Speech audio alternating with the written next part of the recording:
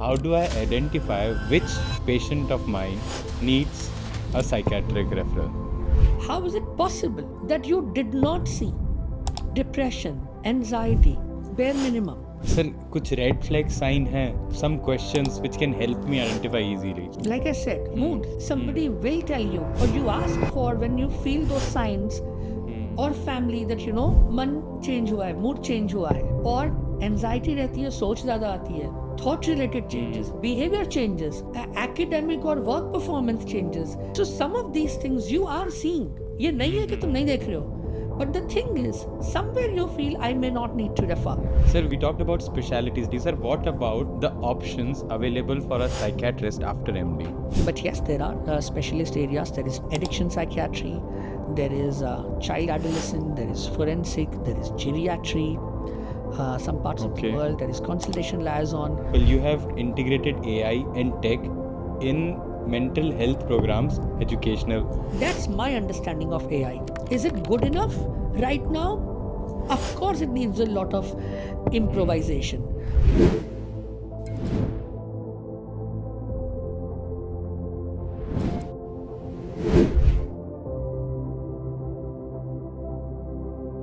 Hello everyone, welcome to Delhi Docs, जहाँ white coat सिर्फ कहानी की शुरुआत है. Our today's guest, Dr. Samir Parikh, is the chairperson of Fortis Mental Health Program all across the nation.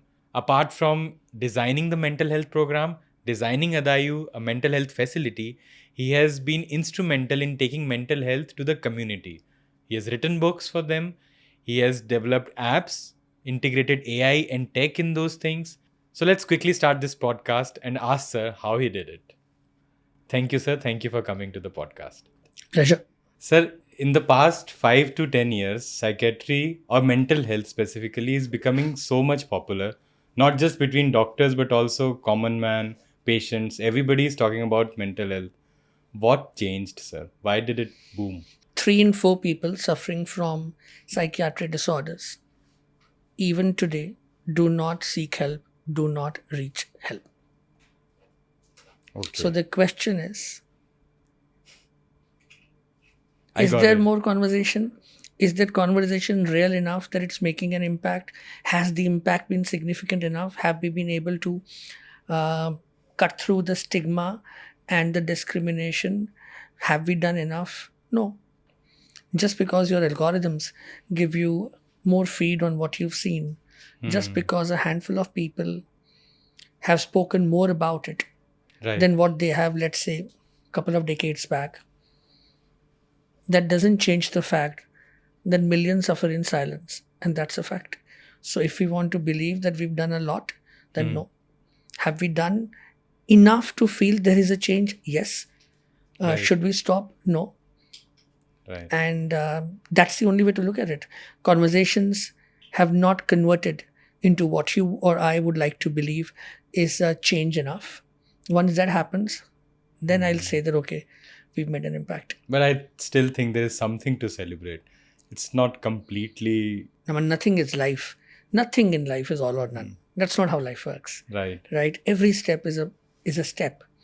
So 2 decades back, would I have thought that there'll be podcasts like this where there'll be a psychiatrist talking? No.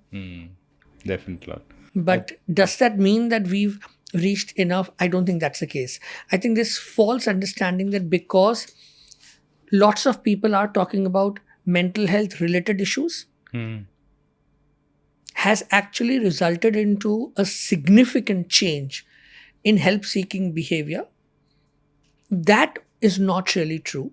Okay. That's where I'm coming from. Got it. That the number of people needing help, out of that, a smaller percentage is actually getting and seeking help. So that reality can't change until it does change. So let's not believe that a social media conversation is good enough as a marker of change. I don't think it is. Change is when the action matters. Intent is when your action happens.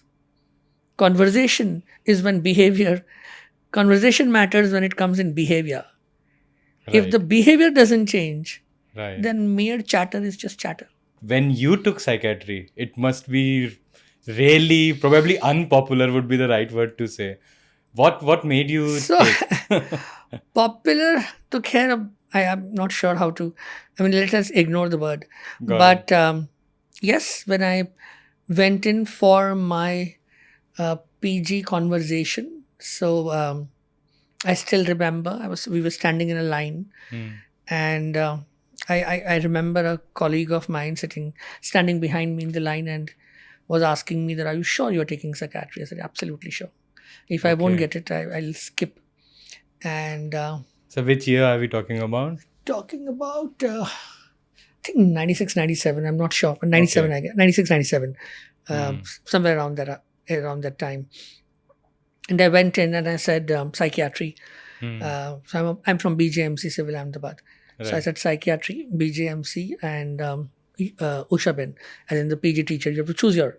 Okay. So Okay. we used to have that one PG teacher had 2 students or 3 students for that term. Somebody had one, so on and so forth. In which college? So I went in and said BJMC, which is Civil Ahmedabad, and Ushabin Goswami, and that's what I want to do. And I remember the senior asking me there, who was sitting in the interview, that, are you sure? I said, yeah, absolutely sure. I want psychiatry. You won't leave it. I said, no, I won't leave it. I want psychiatry.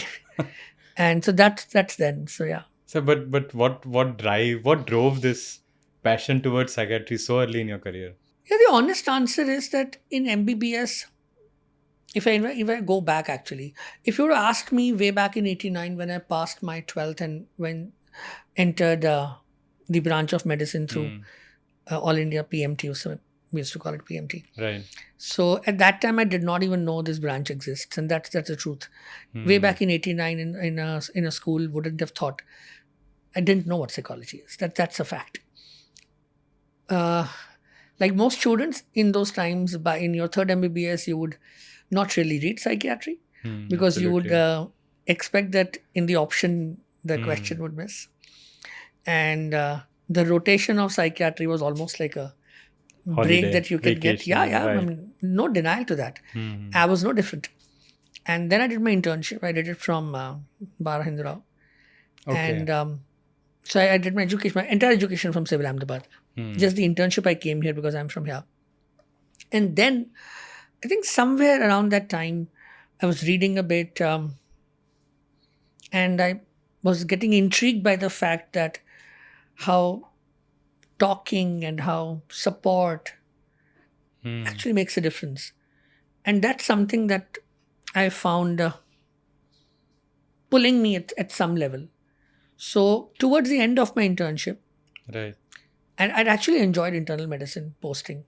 I thoroughly enjoyed that posting. I didn't enjoy surgery. I didn't enjoy orthopedics for sure. Right? Not for me. And then I thought, let's do psychiatry. And I was finding it, there was something about it which I think I read a couple of books at that time. I was seeing, I saw some shows. I found that intriguing. In fact, उस ज़माने में एक show आता था mash. It's supposed to be one of the, उस ज़माने में बहुत popular था. I have a collector's edition of it now because I do feel that played a significant part. Although it is mobile army surgical hospital or something like that. I don't know what the full form is. It was a series which lasted 9 or 10 seasons. The thing in that series that really intrigued me was the mental health component. That, these are medical practitioners, surgeons, right in the battleground area, and their emotions and their thought processes and how they are doing. I found it something, and I thought that the key was psychology. I think that did play a bit of a part. As a young person, somewhere around that time, I'd also read Doctors. When you read fiction, and the protagonist in it, if I'm not mistaken, was a psychiatrist. Okay. Just the sheer observation of life around, and I thought that support systems make a difference. Went to Ahmedabad. I don't think it took me more than a month and a half to realize that this is it. I do remember that at that time we had an option that after, 45 days or 60 days, you can actually offer a branch if it is available and you can change. Achha.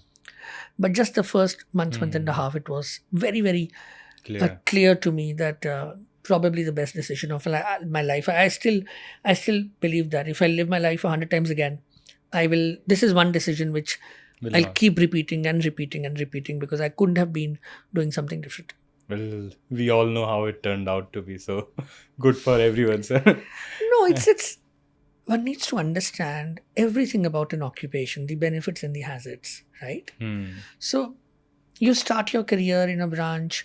I started way back in 2000, right? So obviously at that time there weren't enough people, and I'm in Delhi. A lot of media was in Delhi, so I was open to the idea of doing a lot of community awareness, especially schools, Okay. and a lot of that also was essentially the education I got in Civil Ahmedabad in my psychiatry. Um, those years that I spent with my teachers, my colleagues, uh, between 96, 97 to about 2000, I think they shaped a lot about me, from my ego defenses to my superego was actually formed out there. And that started this whole thing. So all of these things about somebody's better known and somebody's less known and all, deep down you will need to see through it and understand that you coincidentally were at the right time Okay. at that right moment. So few more interviews of your came. That certainly does not make you more knowledgeable. Let's be very clear about that, right? I still believe what my teacher, Dr. Bharat Panchal, and everything that I am today, it's singularly because of Dr. Bharat Panchal. And I and generations of psychiatrists who have come out of Gujarat is because of this remarkably unbelievable education that we got beyond the textbooks, right? And I think that's what shaped a lot of us. So I feel, and something that would always tell me that the third year resident is the knows best. Absolutely. Right? Even today, it's Even true. today. Yes, Because yes. that's your exam going student is so well read. Absolutely. So beyond all the, whether a handful of people have known you, a few interviews came here and there, it's just coincident that none of us should allow ourselves to believe that that makes us better or worse. I don't think life is like that. You will still have to do your basics right. There is no substitute for that. If I ask you to inspire a young medico, let's say a final year MBBS, to take up psychiatry, what pros or what cons will you tell him? I mean, at the end of the day, the most important thing is you should like it. You should like it. But we discussed the exposure is not Yes, enough. the exposure is not enough, but you should know. You should get the exposure. If you have a bit of an inclination, go sit with someone, spend some time there. I think choosing a PG branch is a life-altering experience for young students. You don't want to end up in a branch that you don't eventually enjoy, and that shouldn't happen to you. So whatever information you can gather, talk to some seniors and all that, that's there. As far as why psychiatry, I mean, I'd love to have more psychiatrist seats. I would want to have psychiatry seats outnumber other branches psychiatry. Fact is that we have several 100% shortage in our country of psychiatrists. I cannot understand why can't we increase the number of seats when we know that if you look at the WHO standards of population to psychiatry ratio, and we are not even remotely where we should be. Single-minded attention should be, how do we increase the number of psychiatrists and how do we ensure that they stay in India and do what they should be doing, and making sure that we have the last mile connect, and we have to raise the bar of people being able to seek help. Accessible, affordable psychiatry care has to be there. So you don't need to be motivated. You need to find the meaning and purpose. Purpose motivates you. Everything else is, it doesn't matter. How much will you make? What is your designation? I was coming to that, How much will you make? What is your designation? Which car you'll drive? What phone you'll have? It won't matter. You may feel it matters. I'm sure at different stages of our life it has mattered. But deep down, intrinsic motivation is what drives humanity. That's it. Extrinsic motivation will not last the test of time. Because today you will give me something. then I'll be satiated. You'll need to give me more and more and more. If the external is driving me, eventually there won't be enough external motivation. It just needs to come from within. Purpose is not something that's reinforced. Purpose is intrinsic. Right. So you find your intrinsic motivation. I hope there are more psychiatrists, but I need more seats also. So if somebody is listening and they want more, they should have just more seats for psychiatry. Simple as that. Okay, so you mentioned money. Let's talk about money. In the top 10 most paid doctors list around the world, also in India, psychiatrists don't feature in this list. Sir, why is it so? Let's say, how does any individual across the board, irrespective whether we are talking about medicine as a field, our industry, or we are talking about any other industry, right? How does anybody's pay scale decide? I think demand, supply, and revenue generation. Right? So, you are a surgeon. Right. I'm not. So, let's say when you perform a surgery for an hour, it requires a certain skill set. You have some instruments, you're using an OT, you have a whole team, so on and so forth. In the same 1 hour, I'll see some patients in the OPD. If I were a clinical psychologist or a psychologist, therapist, I'll see an individual 1 hour. Right. That's your answer. But that's just one part of the answer. Okay. Right? And the other part is, to be honest, I don't care. I don't care how much you make. I don't care how much my friends in any other department make. How will that change? Or why should it make an impact on me? मुझे तो बात कभी समझ में नहीं आती है. Sir, a minimum amount say, like you would expect to, after having studied for such a long period of time, you are at least somewhere, if not average, at least, if not below average, at least average. Why should I compare that average to someone else? Because this conversation can easily be, could you have been a management student coming out from a big IIM and your starting there is different to, let's say, a person starting their postgrad across the branches. So my point here is, how do my satisfaction scores will depend on me. If my satisfaction score is going to depend on what you get, then tomorrow I look at someone else and look at someone else. So if psychiatry is not the 10 most paid branches, it's not how I look at it. Okay. I define my content. I think I'm very content. If you would have talked to me way back in 2000 when I started my practice, and you would have told me, I will reach 15-20% of where I am. Putting everything in context, I would have taken it hands down. But sir, you are also one of the topmost in... That is not true. The concept of topmost does not exist. There is no topmost school. There is no topmost college. There is no topmost hospital. There is no topmost doctor. Marketing and PR do not define value. Just because you may have marketed and your PR company has done a better job, that does not make you better than anybody.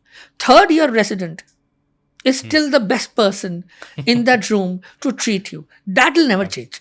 At least in medical specialties. For sure. Yes.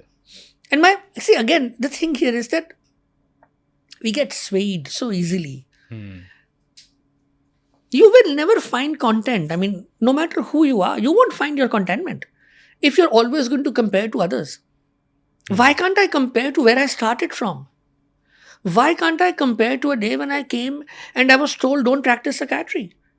No, practice as a GP, you'll do well. Enough people told me that. Where I went from one hospital to another and they weren't sure whether making a psychiatrist sit would even make it work. Right? So from there to here, I just feel it's milestone after milestone, which should only make you feel better. And in that path, you will have some very difficult moments. That's life. Right. But I am not going to take away you can take my gratitude away, because the fact is that from where one started and where one is, and this applies to everyone, trust me. Most of us, will have a growth path. The problem is we don't celebrate it enough. We don't have enough gratitude about the growth path. And we just keep looking here and there. What's the point? Sir, you talk about contentment.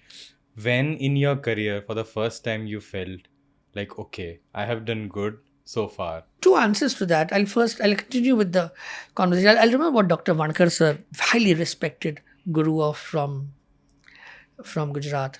Dr. Vankar told me when I was about to start my private practice, and he said that first 1,000 days, you will get no patients. Hazardin. Okay. Every patient that comes to you, bonus. You last 1,000 days with ethics, with patience. Then one day you will say, I can't see bo. You just look at your previous week and your previous month, and then you'll find a level where you say, okay, this much. Perfect. You know what, whether it's balance, whether it's this, that, you'll find your own balance.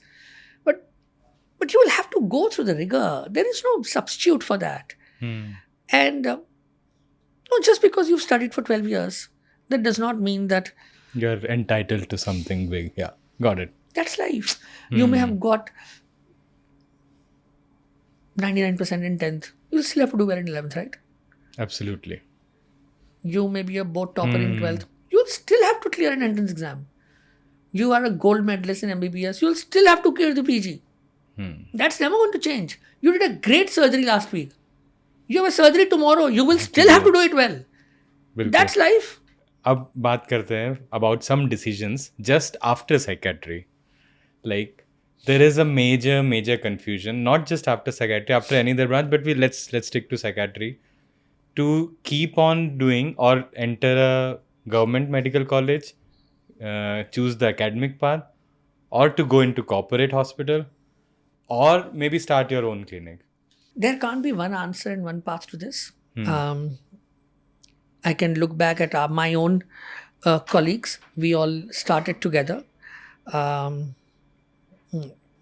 Kamlesh Bhai is now professor in Surat Medical College, right? My batchmate, absolutely brilliant. I think his contribution to the branch will be mind-blowing, primarily because of the number of psychiatrists like Dr. Vankar sir and Dr. Panchal sir would be now coming out with his value system. My other colleague, Ajay Bhai, is now the head of the mental hospital Ahmedabad. Remarkable work he's done. If you see the kind of work Ajay has done, it's just phenomenal. Okay. And then some of my other colleagues, my senior, I treat him like a guru, Himanshu Desai Sahib. So he's done in the private sector, which is remarkable. They have this institute called GIPS, where there is a group of psychiatrists working together, and they have a few centers. It's in private practice. Remarkable work they continue to do, and the story will go on. You will have people who will have an inclination towards academics. You will have people who will have an inclination towards a certain style of work. So they're free to do that. You will have people who would want to take the corporate route, which I took. You will have people who will do private practice. And you will also have to understand that there is going to be a bit of you can't have one rule for all here, because you will need to understand that whether it also depends where you are planning to practice, right? So based on which city, what geography, in that place, what all is available to you.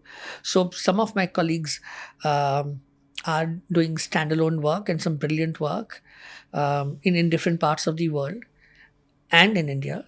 So it boils down to that. You will have to see what is it that works for you. So to take this decision, however, I have some questions. For example, in government setup, there are so many patients, and I believe personally that a psychiatrist needs more time than, let's say, any other field with a patient.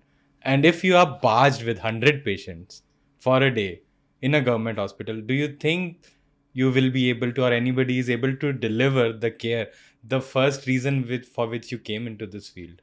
So I don't think a psychiatrist's time would be any different than any other branch's time. I don't think that's a fair thing to say. Okay, sir. Because let's say you have to do a surgery, would you not need all the history? Why is your need of the history any different than my need of the history? Why is your diagnosis reaching any different than my diagnosis? That question comes from the perception of the origins of psychiatry. Let's say when you are looking at the therapeutic intervention only, which is of an hour or so, that's one part, right? Second part, I mean, when I was in Civil Ahmedabad, very similar numbers, in fact, much larger than that, would happen in an OPD. My take is not about that. My take is, if those several hundred people are not seen on that day, where will they go? You can't both not have psychiatrists and not have enough reach, not have enough accessibility, and then you talk on these lines, right?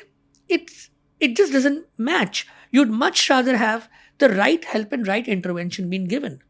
I still believe some of the best works in psychiatry happens in some of our government institutes, in academic institutes. Okay. There is no question around that. So I don't see it like that. Because if that's the case, and if, let's say, in a hospital you have 2 PG teachers and 3 or 4 students and a couple of others and 7-8 people, and you want them to see a patient an hour, then how are you going to manage the hundreds of people who need to be helped? We need to look at the nature of intervention. We need to look at that. And history is history, whether it's for an orthopedician or for a psychiatrist. History is history. So the psychiatry as a branch does not generate enough revenue for a corporate hospital. Is that true? Yeah, that's true. That's true. I mean, why deny that fact? I mean, I may do a busy OPD for a month and you do 2 surgeries. Tomorrow you'll make more revenue. That's a fact. And then, sir, but I'm not defined by my revenue. Does that put the psychiatrist more under pressure to generate revenue through investigations or to meet some targets, or corporate ka pressure, sir? What about 3 that? different answers. Okay. Meet some targets. There are no targets. Okay. I think this is a myth around targets. I started working way back in 2000. I was in another organization. In 2012, I moved to Fortis. Okay. Earlier or now, nobody's ever given me a target. I don't know from where that comes. I haven't seen any conversation by any administrator who's ever given a target. Right? Okay. That's one part. Second part about investigations. It's the way you look at it. I mean, I can also answer it in a way that what possible investigations will you do that can actually create what you are saying in terms of revenue would be possible. But on another note, in any case, we don't have investigations as many. Apart from ruling out some diseases, yeah. In any case, we don't have that kind of an investigation that, let's say, are required in some other branches. But to say that you would ever feel the pressure to do something because you need to create a revenue, I think that's... I don't see that. I haven't seen that. Yes, and I don't see targets being given. I think that will be unfair. I'm sure individuals may have had their own experiences, but to say it in a generic way, I don't think that's fair. Yes, sir. That's what Dr. Ambrish Mittal also said, and that's what I have also faced.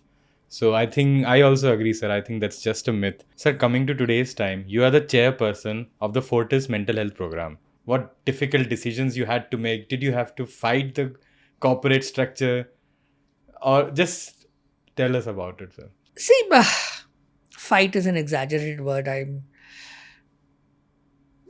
mean, you have to fight it out in life, but you don't have to get into fights, right? And that's a different way. You can still do things in a dignified manner. But I don't reflect on life where I feel that it's been exceptionally harsh. Yes, there have been exceptionally difficult moments, but you don't become you don't create something as an individual, and that's something we'll need to understand. So, yes, right now I am looking after the mental health program for Fortis, and that's a fact. But that's not an individual. I mean, how is that even possible? Okay. Right? In your journey, there have been a number of people who've supported. I can't possibly start listing the names. The whole podcast will be about these individuals then. Because it's not possible that you would have been able to even find a bit of a place unless you would have been significantly, consistently supported. I've essentially been in two organizations, one, like I mentioned, for 11 years, 12 years, and then now here at Fortis for 13 years, and it's continuing. And then we are now we are coming up shortly with our inpatient hospitals, standalone psychiatry inpatient hospitals. It's called Adayu, right? Yes, that's Adayu, adding value to your Ayu. Wow. So that's what we are doing.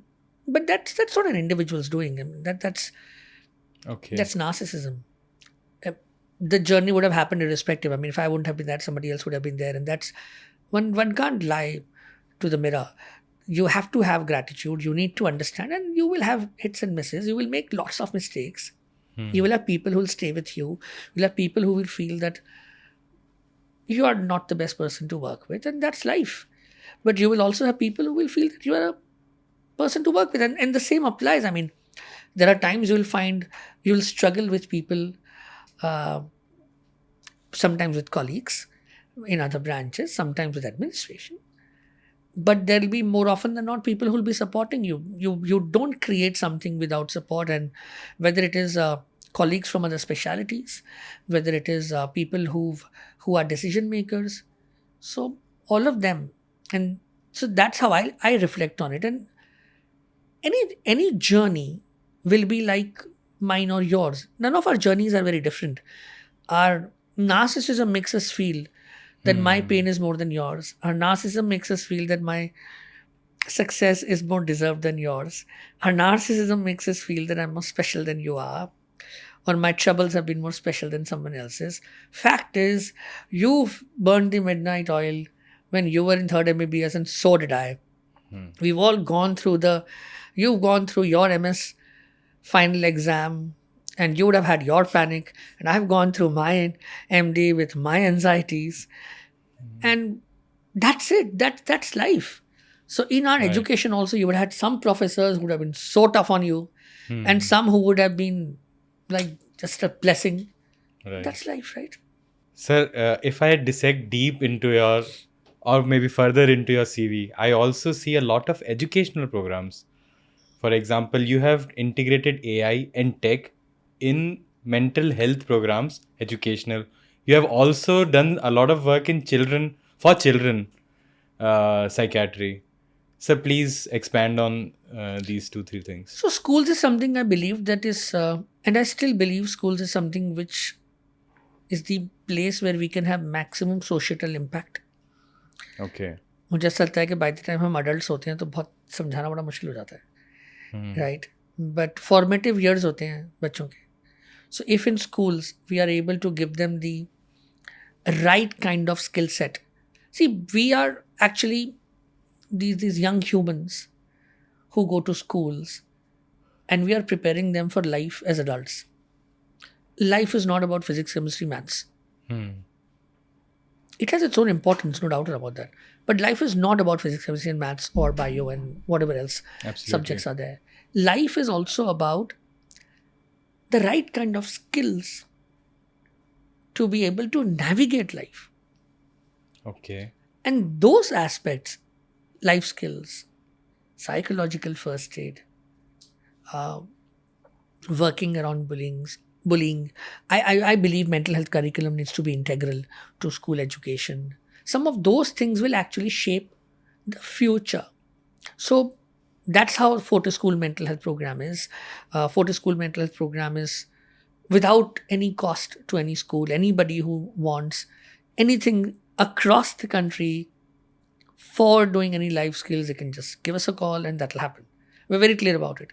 If you work in Fortis Mental Health, you will have to be a part of the work we do in the community. I am very clear about it. And right at the start of my career, I knew it. I still maintain it. A psychiatrist cannot live their working tenure or their working life seeing patients.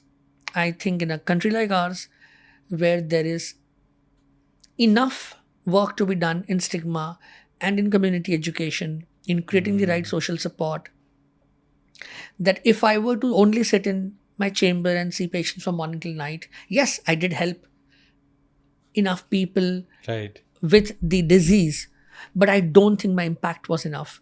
And my value system that came from, like I mentioned, my colleagues and my teachers was that beyond that, what is it that one does? So, school mental health program essentially is that we have our curriculum, we do a lot of stuff, we do internship for psychology students, we have a quiz, we do every year Psyched, which is just having some fun.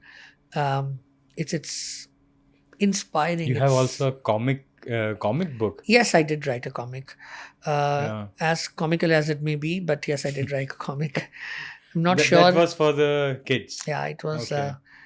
Laugh and Learn is what we called it. Right. And we thought, let's do a comic and on study and exam skills. So yeah, that's But you have also written another book on children. So Raising Confident Children. We've Yes, written, Raising Confident which Children. is on parenting. It's Raising Confident Children. How can we go about parenting? Okay. Laugh and Learn was a comic for kids. We've written the curriculum, a mental health curriculum in English and Hindi. And I think we have a couple of do-it-yourself life skills books for young kids and teens as well. So that's where the school program is there. And I do believe that schools is where the healthcare ecosystem needs to work very, very hard, especially on the aspects of mental health. Because if we make an impact then 20, 30, 40 years down the lane, the kind of stigma that infects the society currently in the context of mental health will be very, very less. And that's the only way to look at it. Sir, you talked about psychological first aid. What is it? देखो आप लोग CPR, ACLS, BCLS करते हैं ना, हाँ. करना भी चाहिए, सबको सीखना चाहिए, no debate around that. But थोड़ी psychological first aid की भी बात करें. I've never heard about it. Sir. Yes, which is so unfortunate. Yes, right? Tell me, how many times, even as a medical practitioner, you needed to use, life-saving techniques like what we mentioned over a span of, let's say, 1 year. So depending on the stage of my career, from a lot to nowadays none, almost none. Right? Yeah. Now, let's say if you were an individual and not an orthopedic surgeon that you are, then how many would have happened? Probably once in a lifetime. Right? Which also matters. And I fundamentally believe we all should be trained on it. There is no question around that. This conversation is not to dilute the importance of life-saving skills. How many times in the last few days, or maybe since morning, has somebody or the other not talked to you about something that bothers them at a problem level, emotional level, thought level, work level, something else? Almost every day, somebody or the other. Yeah. So what kind of stupid education system that would be there that keeps talking about, and here I say, especially when it comes to healthcare providers and education, you will keep on talking about skills which are going to be used once in a lifetime, but nobody wants to talk about what you will use every day, which is psychological first aid. Because you don't know how to talk to somebody when they come to you with an emotional trouble, or somebody who's struggling with some work issue, or somebody who has some other problem. Most of us don't know, right? We will give some silly gyan, we'll tell them do this, we'll not know. Deep breathing. Yeah. That's it. We will do something or the other. We'll either rubbish it, we'll dilute it, but we won't give them what they deserve. Non-judgmental, empathetic, listening, and linking them to a solution. Look, listen, link. That's psychological first aid. Look, identify when somebody's struggling. Listen, which is your empathetic, non-judgmental approach, and link them to a solution. Okay. So this is how stupid we are. We don't talk about psychological first aid. We will have those nice first aid kits, which will have some kind of a cleansing agent and a bit of a cotton and a swab and some of those, aids and things like that. But we don't talk about psychological first aid. Again, I'm not diluting the need of having physical support, but what is more needed, we don't talk about it. We don't push for it. Absolutely, sir. Sir, on the same lines, this is a very personal question I want to ask. In my practice, how do I identify, you said look, how do I identify which patient of mine needs a psychiatric referral? So, since this is a conversation for medical practitioners, I'd like to believe that you would have been exposed at some level to basic psychiatry aspects. So, change in behavior, thought related, emotion related, overall functionality related. If there is any change happening, somebody talks about the psychosomatic component, which we see very often, right? Very often. Or something related to lifestyle. More importantly, like I said, moods. So if you ask some of those questions, or if you identify some of that, then you involve a psychiatrist. And that's where I feel is a problem, because it's largely unaddressed. How is it possible that if you've seen 100 individuals within a span of time, whether that is 10 days, 15 days, 5 days, that's a different matter. How is it possible that you did not see depression, anxiety, bare minimum, right? Absolutely. Statistically impossible. I agree. So if that number, so 1 in 7 people have a psychiatric illness, right? It's Indian data. So how is it possible that you did not at least refer those many? That's the problem in our profession.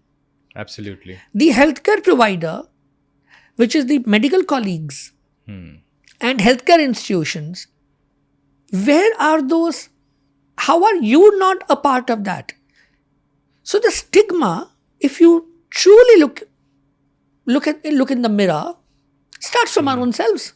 Absolutely. Go talk to 100 colleagues from other specialties and tell them, why don't you send a patient to a psychiatrist? What answer will they give you? So the patient will not go, or they will change the doctors. Correct. They don't want to be labeled as a mental health patient. So that's your answer, right? Right. Now let's go back to the first question you asked me. You asked me a question that now psychiatry ke baare mein itni zyada baat ho rahi hai, so much has changed. How are both of those things which we've talked within 45 minutes practically possible on the same table? But yet it's happening, yeah. It's not possible. So how will the stigma come less if medical colleagues start with that? How can you possibly believe? I see that every day. Yes, right? Sir. And if you believe in that, you won't refer. If you won't refer, then the cycle will never be broken. I agree, sir. So that's the problem. And I do. See, I'm a person who wants to focus on internal locus first. ठीक है ना? External locus की जो हमारे control में नहीं है, उसकी क्या पॉइंट है बात करने का? और लोग क्या करते हैं, वो क्या नहीं करते हैं, वो क्या करते हैं? यू स्टार्ट ना, self has to start. Sir कुछ रेड फ्लैग साइन है, some questions which can help me identify easily. Like I said, mood. somebody will tell you, or you ask for when you feel those signs, or family that मन change हुआ है, mood change हुआ है, और anxiety रहती है, सोच ज़्यादा आती है, thought related changes, behavior changes, academic or work performance changes, change towards social interactions in behavior in social settings, right? All of that, more pains and aches, quality of life being impacted, sleep being impacted. So some of these things you are seeing. ये नहीं है कि तुम नहीं देख रहे हो. But the thing is, somewhere you feel I may not need to refer. If medical practitioners, without hesitation, start spending the 10 to 15 seconds more, educate and refer, then some of those aspects will actually change. So let's go back into your CV again. And I want to ask about AI and tech. What milestones you have achieved? What do you aim? How do you do that? Just explain. No, so first of all, I don't have any skill set. I am... Sir, every question you are saying, I don't... No, but I'm technically it's not challenged. Happening by itself. No, but that's because you work with the right people and you give them the space. That's the way to work it. No? Okay. I don't know. I didn't know what AI was. I've not studied in AI. Yes, we have a platform. It's called United We Care. We have our psychological first aid provider, whom we call Stella.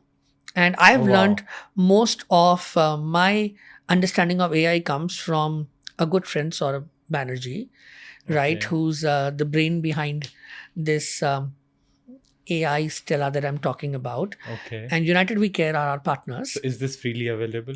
Yes, it is available. On mobile? Yes, it is. It Oh, is wow. available. And so my how do I see it? Right.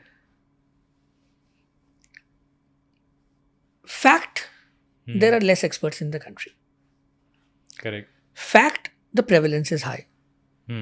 Fact, we are raising the bar of awareness consistently. Fact, the more awareness will increase, more people will be needing help. How will they reach help if the help is already beyond its capacity to deliver any further? Right? So if you have a layer which is able to help at a certain level, which acts not just as a triage, as a screening, but also psychological first aid, which means a certain percentage of people who could have been helped in various ways without needing the expert can be done. At the same time, whether you need an expert or not can be also looked into. And which kind of an expert to go to, psychiatry or psychology, can be looked into. What it does is it also adds a layer. And it also helps in continuous awareness and bare minimum psychological first aid. So if you put all of this together, that's my understanding of AI. Is it good enough right now? Of course, it needs a lot of improvisation because it's an evolution. The science is in evolution right now. Should we utilize it to the maximum? Every time somebody talks to me and says it's not perfect, I have prescribed chlorpromazine also. Okay. It was not perfect. Absolutely. But it changed the branch.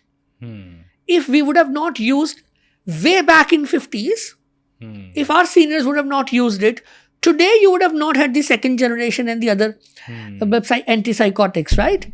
Right. That's also a fact. So it reached this level of precision that we now have in medications because there were those medications also. Same cycle applies to any innovation, any change. The difference here is, why did I say that I don't know? Is because I truly don't know. But I'm open to learn. I'm open to know how can I make either my outreach better or help more and more people in a manner which is evidence-based and ethical. As long as those two things are there, I will be always open to experiment with innovations so that individuals can be helped. That I can be open, but for me to say that I'm an expert in AI mental health, that's absolute rubbish. I will let the expert do what they do. That's how I look at it. And all of us medical practitioners, especially young doctors, if you're listening to this, we don't know everything. We can't know everything. We know a little bit in our own branch. That's about it. So nobody needs to give an overvalue to an overreach. Have high self-esteem. But high self-esteem needs to be with a reality orientation and insight. It cannot be about what you can't do, I can do because I am. ये तो कैसे हो सकता है? So if you will ask me to take a basic stitch, I can't take it. Right? Button तो ठीक से लगता नहीं है. क्या stitch लगाऊंगा मैं? So that doesn't make me any less or more. Absolutely. So many times patients would say that I'm having fever. What medicine to take? I go to a physician. जब नहीं किया इतने सालों से तो नहीं पता. But yes, if you would have come to me way back in what was it?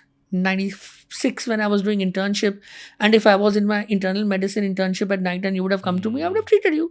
At that time the skill set was there. I don't have it now. So I will refer you. Why should I treat you and harm you? I will refer you. Exactly. No, not possibly, definitely. If you will come to me for fever, you surely need my help because you're asking me for fever. Right? Because Yeah. And sir, how did this Paris Olympic thing fall into your lap? We've been working in sports psych. My colleague Divya is probably one of the best sports psychologists in the country, and we have been working in the field of sports psychology now for a Okay. while. You in fact wrote a book on sports psychology. So we've just written a book Okay. called The Champion Within.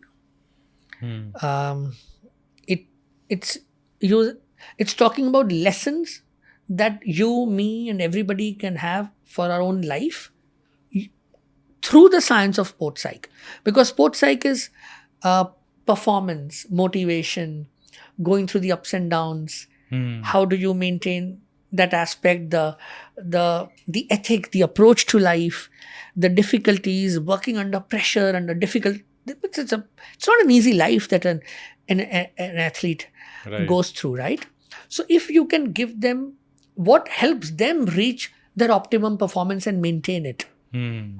those techniques, when we start applying in our life, so that's what the book is. Okay. Paris Olympic was very, very nice. Sir, what position were you in? Like which Was role did you go into? I was the chief mental wellness expert. Divya Okay. was the sports psychologist. We were a part of the IOA medical team. So So were you the- expecting some disease, something to treat? So when you look at the mental health, so what is good is, Hmm. and which is what I was saying earlier, that it really gives me a lot of anger when I read about preventive health checkups. So the fact that there was a medical team going by IOA, and the medical team had a psychiatrist and a psychologist, that's what health is about. Hmm. So if you are sending a internist, if you are sending orthopedics Hmm. and physio and nutrition, how can you not have mental health support? Hmm. So I think it was remarkable, and one needs to really give hats off both to the International Olympic Committee for encouraging countries to have mental wellness experts. The village had a mind zone.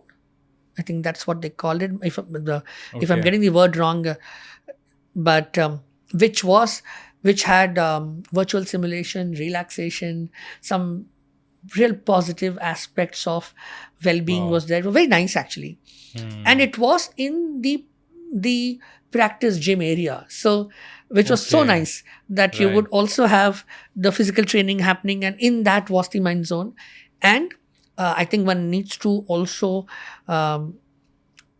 as a mental health advocate and a professional from the field, I have a lot of gratitude to the fact that IOA, the decision makers, the government agencies, everybody involved in the decision making of sending a medical team to the Olympics actually thought about having a psychiatrist and a psychologist.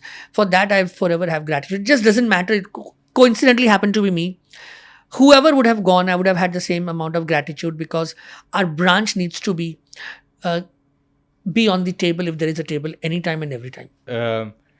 Let's talk. I think these are your wins in your career. Let's talk about some of the losses you faced. The reason I asked this is because as we see a lot of residents, not just psychiatry, every other branch, they go through a lot of mental illnesses, depression, anxiety. They feel like the world is just too difficult.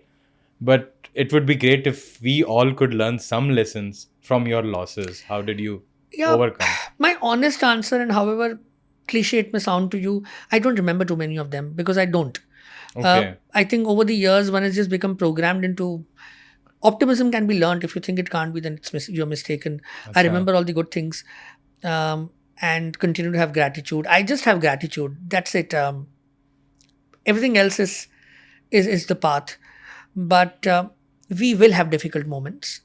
You will have most difficult moments come from within than from outside, which basically means I think most challenges have been being a psychiatrist in the field of medicine, in the field of healthcare, because the kind of, let's say, the rooms or the tables where you would have taken most effort to find a place, invariably had more medical colleagues than non-medical colleagues. And that's the way it is. But I don't look at losses like that. But if I was to say regrets, and again I'm speaking here as a psychiatrist now, I'm if you add my psychiatry education, then it's almost 30 years that I've been in this field. So surely not many years left as well. So when I look at that, I think the regret would be, I think, the integration of psychiatry across the board that should have happened in especially in healthcare. That's unfortunate. I feel Indian healthcare has largely failed the community and psychiatry as a branch in not being able to integrate and mainstream it. And I think that will be something that private healthcare in specific needs to understand. I think government healthcare has done far better. Okay. I think telemanas by the government is absolutely take a bow. I mean, I do believe that several years down the lane, people will look back and say that telemanas was something that every country will want to replicate. What exactly it is? Telemanas is an initiative by the government where you have 24/7 psychiatry and psychology available using Digital India. I think it's phenomenal, and it's in multiple languages. They have multiple nodal centers. We don't give enough credit when the right things happen, and we end up critiquing things a lot more. Somehow that's the kind of negativity that surrounds us because of the nature of communication and narratives that are around us. But I think telemanas will go down in the history as one of the most landmark things done in the field of healthcare, especially in the context of mental health and mental health. And I think I do feel that private healthcare in India has largely failed the branch of psychology and psychiatry and continue to do so. Sir, coming back to the residents, there is 45% burnout rate in Indian residents. That's what I got off internet. And then suicidal rates have increased by 30% in the last decade. So apart from these obvious problems, what do you have to advise to the residents going through a lot of pressures? Honest answer is the residency is a lot of pressure. It is. Right. I remember residency. Ours was just beautiful. My years in psychiatry was just beautiful. Take me back in the time again and again, and I'll be happier as a first year resident. Okay. Than I cannot say else. that. I know, and definitely I get from where you are coming. But in those times also, we would have that joke that how would you distinguish a resident from my field as compared to yours? Mine would be all chilled and relaxed, coming at 9 a.m., well-dressed, well kept. Right. And at 11, you'll have your tea and nashta. Wow. Right. And you're sitting with this on the same table with your PG teachers, your guides and professors, and actually on the same table. Wow. Right. And coincidentally, during those times, your branch and my branch had sharing wards. And yes, I know the contrast. Even in names, it was on the same floor. So, but I think residency is tough. Yes. And I lost 8 kgs in the first month after joining. It was crazy. No, but residency is tough. Yeah. But on the other side of residency is a career in healthcare. I mean, what a remarkable thing to go through, right? It's tough, I think. If I reflect on my life, then I think final year MBBS was the toughest. Even today, I feel if you'll ask me to compare third MBBS and residency, anytime I'll pick again and again. Wow. But third year MBBS was... And we were those 1.5 year batch, not this 1 year thing that you guys now have. Yeah, 1.5 year, yeah. Wow. That 1.5 years was probably the toughest phase. But yeah, residency is tough. My suggestion is focus on building your support systems. You will have tough individuals to work with also. Everybody is not going to be nice because everybody is not nice. It's bullying, a lot of Everybody bullying. is not nice in life. And that's not going to change. Right. We will have to go through it. It is my career, my aspiration, my life. I will not let you make me feel inferior about me. I will not let you make me question my own self. You may throw as much muck as you want to me, on me. You won't make me feel like muck. Simple as that. But don't hesitate to seek help. All of you in residency, you also have a psychiatry department there. Walk in. Right. Don't hesitate. There is a senior who will be supportive. Talk to that person. Don't hesitate. Talk to your parents. Talk to whoever you want to. But there will be tough times where you will need to talk to someone. Like I mentioned, psychiatry was the most beautiful time of my life.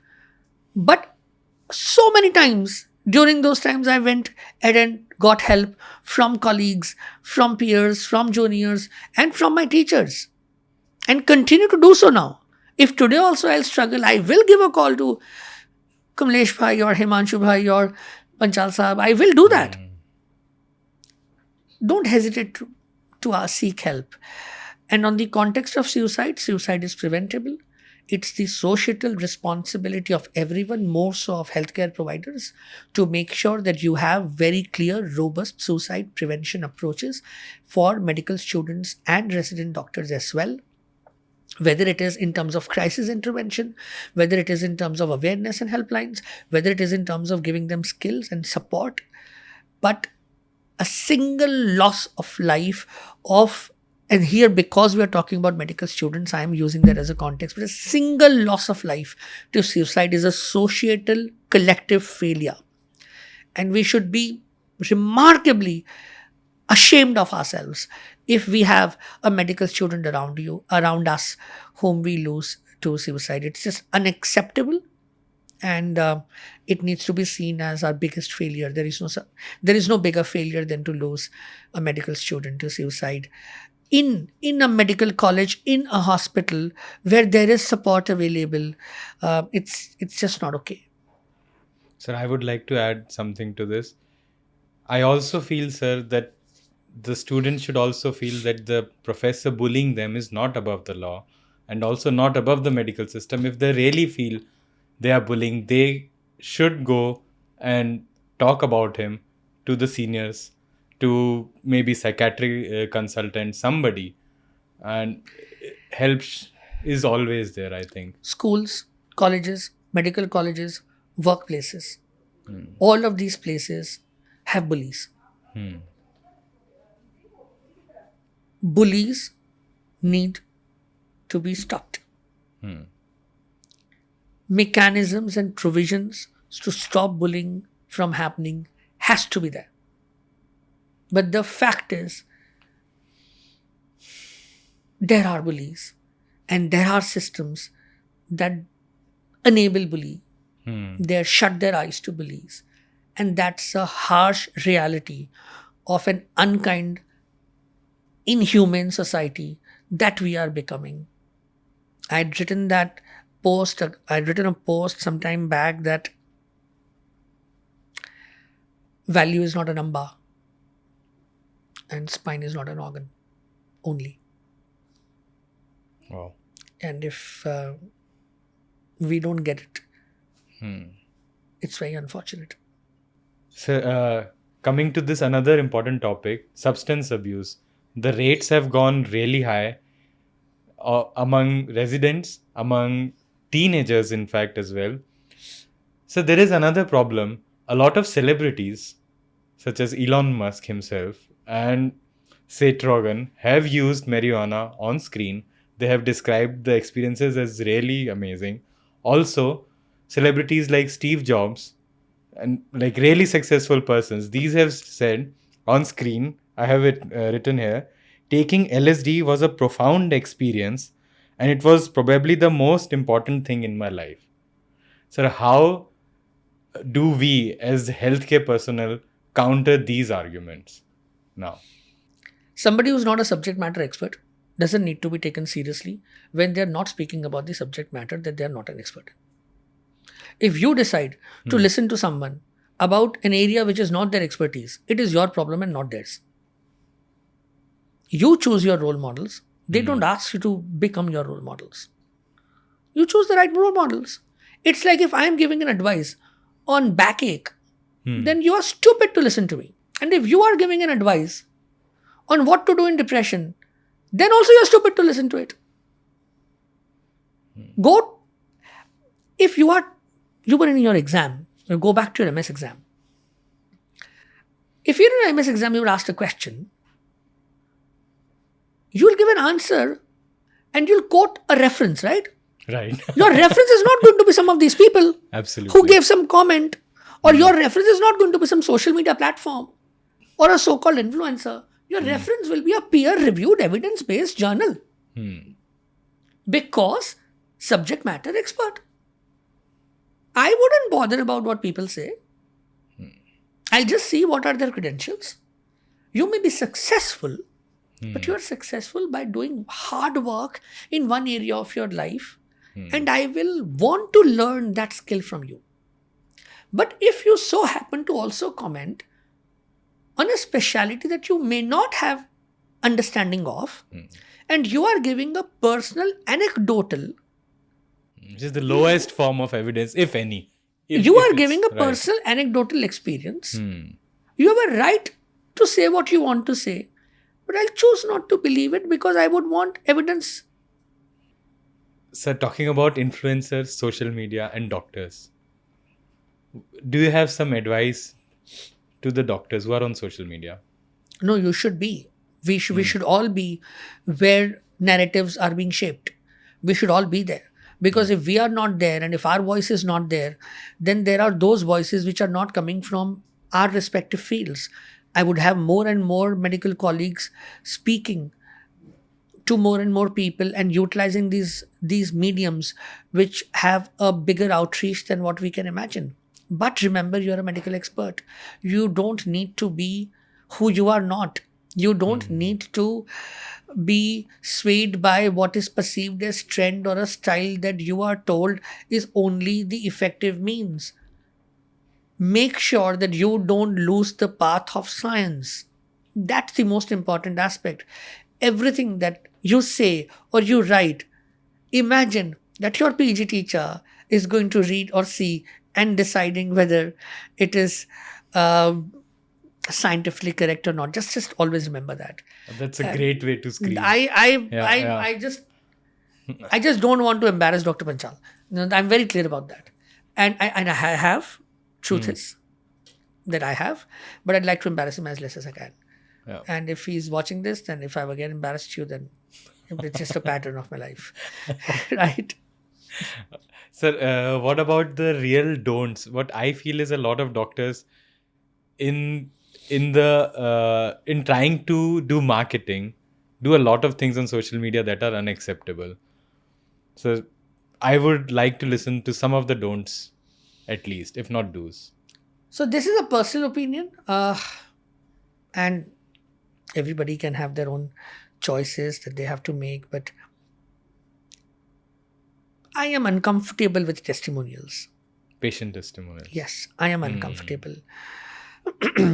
Psychiatry में concept होता है transference. So let's say you treat an individual and they get fine.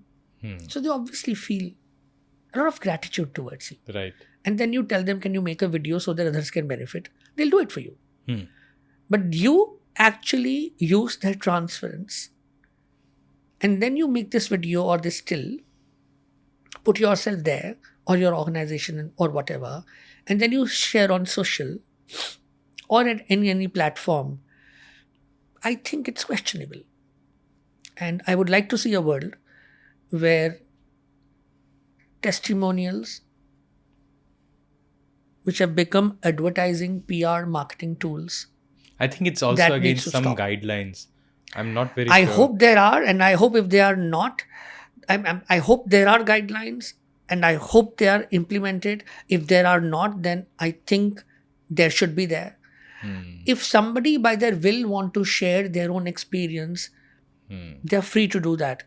But for a healthcare provider, be it a medical practitioner or a hospital, to host that on their own page, platform, and share it on their social, I think is a line crossed. Makes me uncomfortable. Maybe it's my branch where we are a lot more conscious, aware about ethics of confidentiality, of privacy, of transference. But I think it applies to everybody in healthcare.